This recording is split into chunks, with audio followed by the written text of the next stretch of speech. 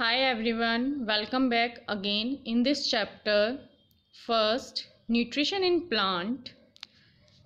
In part first, we have studied about how plants nutrate themselves. There are two types of nutrition mode, autotrophic and heterotropous. Now next, we study about photosynthesis. So let's we start. What is the photosynthesis? Photosynthesis is the process in which plants make their food. तो ये जो process होता है इसमें plants अपना food prepare करते हैं और वो जो फूड प्रिपेयर करते हैं उसमें क्या क्या इंग्रेडिएंट्स यूज़ किए जाते हैं।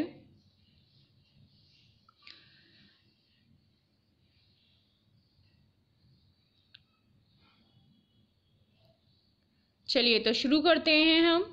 Leaves are the food factories of plants, therefore all the raw materials must reach to the leaves. Water and minerals present in the soil are absorbed by the roots and transported to the leaves. तो जो leaves होती हैं, देखिए food factories होती हैं plants की, means ये food factories means leaves ही plants के लिए फूड प्रिपेयर करती हैं, लाइक एक किचन की तरह वर्क करती हैं।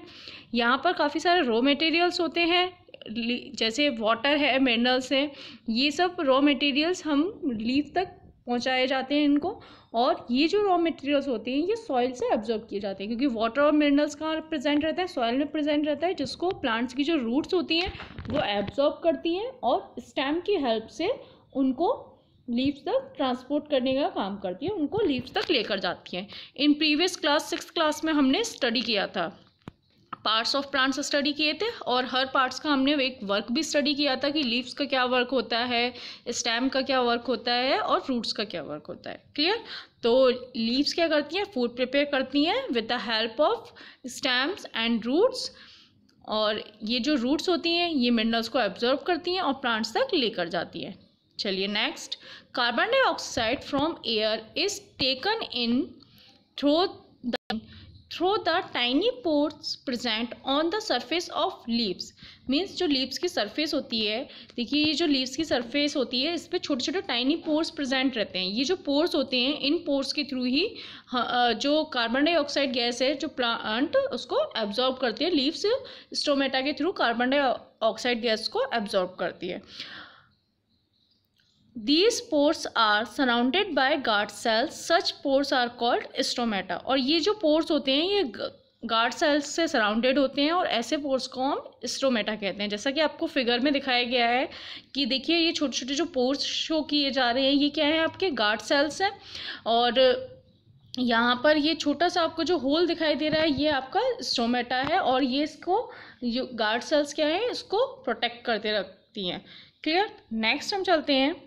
Water and minerals are transported to the leaves by the vessels which run like pipes through the root. जो वाटर और मिनरल्स होते हैं वो ट्रांसपोर्ट किए जाते हैं लीव्स तक एक वेसल्स के थ्रू, लाइक पाइप्स के थ्रू। ये जो हमारा स्टेम होता है इसमें काफ़ी सारे वेसल्स बनी हुई होती हैं, जो रूट प्लांट्स जो होती हैं, प्लांट्स की रूट जो वाटर और मिनरल्स को एब्जॉर्ब करती हैं वो इन्हीं वेसल्स मीन्स इन्हीं पाइप्स के थ्रू लीव्स तक पहुँचाए जाते हैं। They form a continuous path or passage for the nutrients to reach the leaves. और ये continuous process होता है, ये जो continuously चलता रहता है। They are called vessels, और इन pipes को हम क्या बोलते हैं, vessels बोलते हैं। You will learn more about transport of minerals in plants in chapter 11. इसके बारे में हम chapter 11 में और further study करेंगे। तो फिर next चलते हैं हम। The leaves have green pigment are called chlorophyll. जो leaves होती हैं उनमें जो green कलर प्रेजेंट होता है, leaves कैसी होती हैं कलर में, ग्रीन होती हैं, तो ये जो ग्रीन कलर होता है ये एक पिगमेंट की वजह से होता है जिसका नाम होता है क्लोरोफिल। तो क्लोरोफिल की वजह से ही ये जो leaves होती हैं ये कलर में कैसी होती हैं, ग्रीन होती हैं। It helps leaves to capture the energy of the sunlight. तो ये क्या हेल्प करता है कि ग्रीन कलर जो होता है क्लोरोफिल ये हेल्प करता है जो सनलाइट की जो एनर्जी होती है उसको कैप्चर करने में हेल्प करता है, मीन्स उस एनर्जी को एब्जॉर्ब करने में हेल्प करता है। और this energy is use to synthesise food from the carbon dioxide and water, और इसी एनर्जी के थ्रू हम फूड को प्रिपेयर करते हैं। हम मीन्स प्लांट्स जो होते हैं वो फूड को प्रिपेयर करते हैं, मीन्स जो लीव्स होती हैं आपकी लीव्स क्या करती हैं, ग्रीन कलर की होती हैं, तो ये सनलाइट की हेल्प से एनर्जी को कैप्चर करती हैं, और कैप्चर करने के बाद ये क्या करती हैं, फूड को प्रिपेयर करती हैं with the help of water and minerals and carbon dioxide. Clear. फिर ये जो सनलाइट की हेल्प से जब ये फूड प्रिपेयर करती हैं और उसको किस में कन्वर्ट करती हैं, ग्लूकोज में कन्वर्ट करती हैं। ये जो पूरा प्रोसेस होता है आपका, इस प्रोसेस को हम बोलते हैं फोटोसिंथेसिस। मीन्स फोटो मीन्स होता है आपका लाइट, एंड सिंथेसिस मीन्स होता है कंबाइन करना, मतलब इनको सबको मिलाकर प्रिपेयर करना।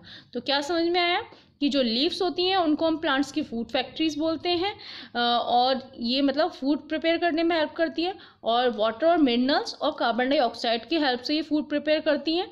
जो लीव्स का ग्रीन कलर होता है, ये क्या करता है, सनलाइट को कैप्चर करता है।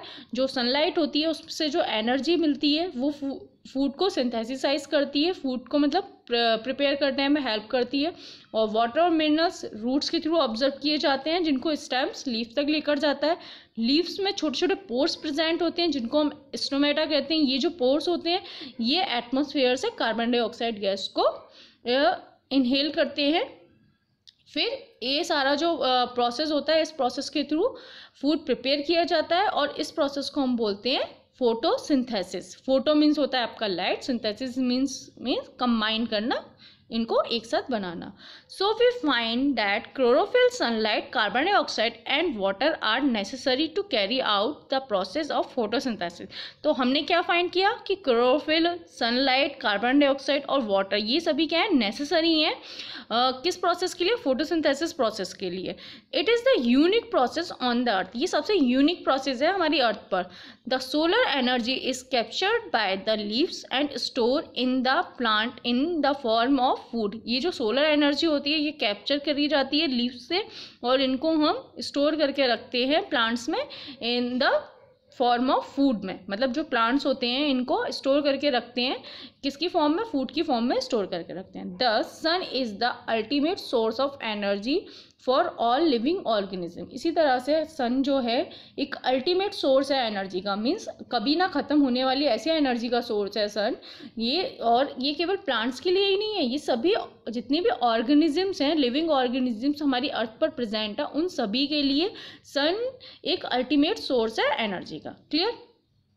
Can you imagine life on the earth in the absence of photosynthesis. क्या आप ऐसी लाइफ इमेजिन कर सकते हो जिसमें फोटोसिंथेसिस प्रोसेस ही ना हो? नहीं कर सकते हम, क्योंकि प्लांट्स जो होते हैं, प्लांट्स से ऑटोट्रॉफ्स हैं, वो अपना फूड प्रिपेयर कर सकते हैं। और हम क्या है, हम किसके ऊपर डिपेंड रहते हैं अपने फूड के लिए? प्लांट्स के ऊपर डिपेंडेंट रहते हैं, क्योंकि हम हेटेरोट्रॉफ्स हैं और हमें फूड्स के लिए प्लांट्स पर डिपेंड रहना पड़ता है।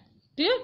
तो in the absence of photosynthesis there would not be any food. अगर फोटोसिंथेसिस प्रोसेस नहीं होगा तो यहाँ पर जो अर्थ है वहाँ पर कोई भी खाने होगा ही नहीं। The survival of almost all the living organism directly और indirectly depends upon the food made by the plants. क्योंकि जो हमारा सर्वाइवल है, जो हमारी लाइफ है, वो डायरेक्टली और इनडायरेक्टली डिपेंड करती है प्लांट्स पर। क्लियर। तो हमारी जो लाइफ किसके चारों तरफ घूमती रहती है? प्लांट्स के ही चारों तरफ घूमती है, क्योंकि जो हमें जितने भी लिविंग ऑर्गेनिजम्स हैं उनको जो भी फूड प्रोवाइड होता है वो प्लांट से ही प्रोवाइड किया जाता है। और इसके अतिरिक्त जो हमें एक एसेंशियल गैस है ऑक्सीजन, ये जो ऑक्सीजन गैस है ये भी हमें कहाँ से मिलती है? प्लांट से मिलती है। और ये गैस कब रिलीज होती है? जब फोटोसिंथेसिस प्रोसेस होता है, तो फोटोसिंथेसिस प्रोसेस में ही प्लांट्स ऑक्सीजन गैस रिलीज करते हैं। क्लियर। तो हम इमेजिन ही नहीं कर सकते हैं कि विदाउट फोटोसिंथेसिस हमारी लाइफ अर्थ पर हम इमेजिन नहीं कर सकते हैं। Okay. Then besides oxygen, which is essential for the survival of all organism, is produced during the photosynthesis. Clear. In the absence of photosynthesis, life would be impossible on the earth. Okay. Now clear हो गया होगा आपको और अच्छे से। During photosynthesis, chlorophyll containing cells of leaves in the presence of sunlight use carbon dioxide and water to synthesize carbohydrates.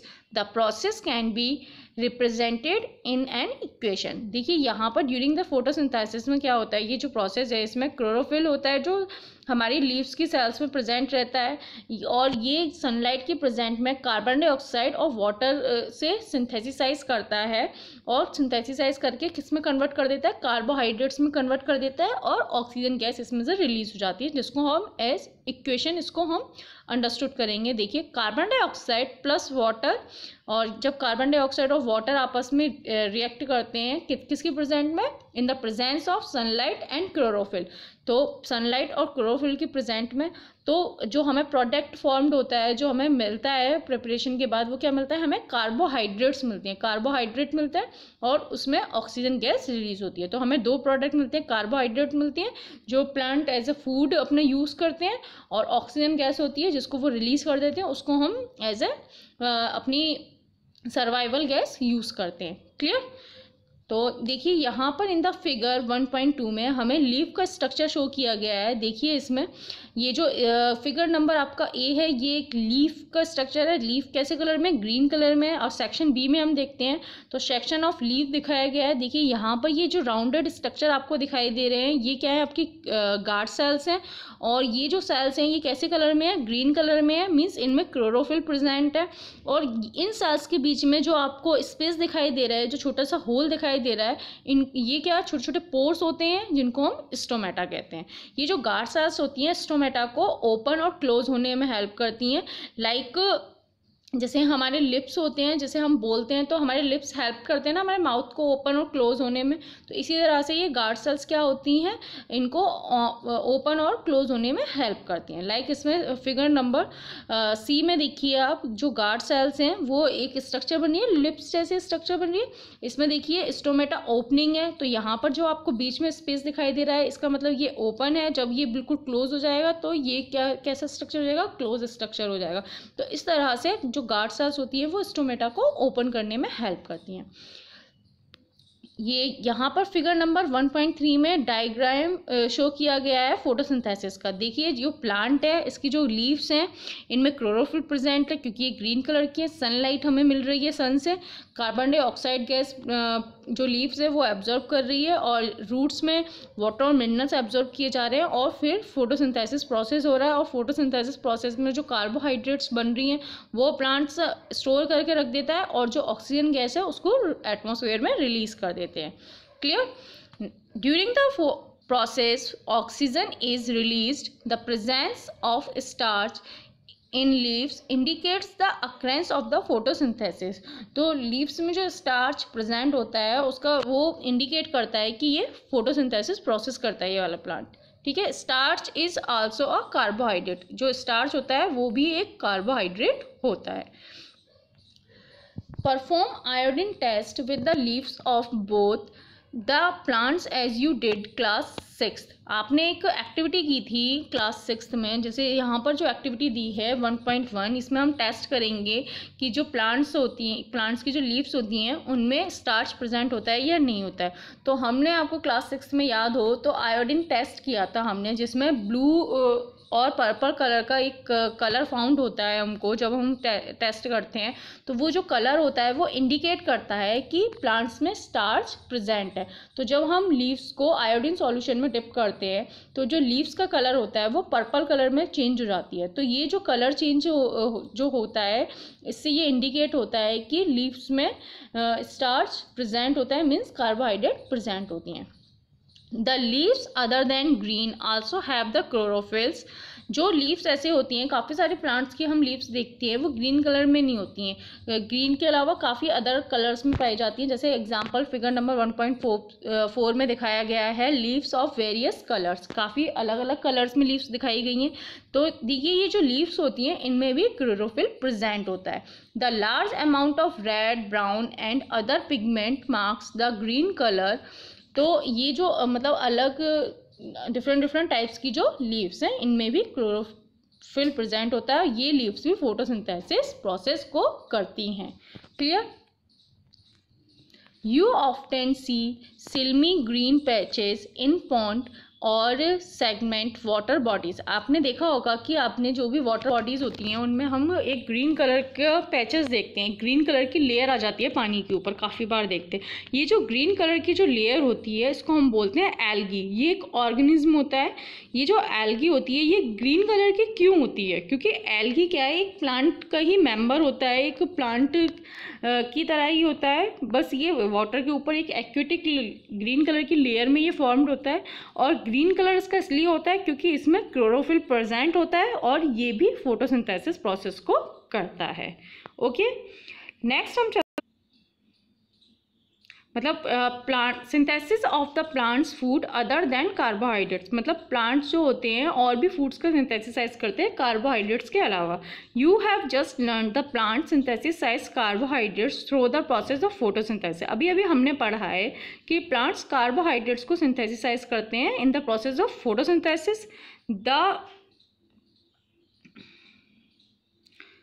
Carbohydrates made of carbon and hydrogen and oxygen. ये जो carbohydrates होती हैं वो किसकी बनी होती हैं? कार्बन और हाइड्रोजन और ऑक्सीजन से मिलकर बनती हैं, इसलिए इनका नाम होता है कार्बोहाइड्रेट्स। अगर इसके नाम से हम देखे जाए, carbo means carbon, hydro means hydrogen और हाइड्रेट्स प्लस ऑक्सीजन। तो ये तीनों किसका मिक्सचर होती है? कार्बन, हाइड्रोजन और ऑक्सीजन का मिक्सचर होता है carbohydrates. These are use to synthesise other components of the food such as proteins and fats. और इसका यूज़ हम अदर कंपोनेंट्स के लिए भी किया जाता है, जैसे एज ए फूड में हम प्रोटीन्स लेते हैं, फैट्स लेते हैं, उनके भी सिंथेसिसाइज में इसका यूज़ किया जाता है। But proteins are nitrogenous substance. लेकिन जो प्रोटीन्स होता है वो एक कैसा सब्सटेंस होता है? नाइट्रोजीनियस सब्सटेंस होता है, विच कंटेन नाइट्रोजन, मीन्स जिसमें नाइट्रोजन प्रेजेंट होती है। और from where do we plant obtain nitrogen. तो हम जो प्लांट्स होते हैं वो नाइट्रोजन कहाँ से ऑब्टेन करते हैं? क्योंकि अभी तक हमने पढ़ा है जो रूट्स होती है मिनरल्स ऑफ वाटर ऑब्जर्व कर रहे हैं, लीव्स कार्बन डाइऑक्साइड को गैस को ऑब्जर्व करती है, लेकिन नाइट्रोजन कहाँ से आती है प्लांट्स में?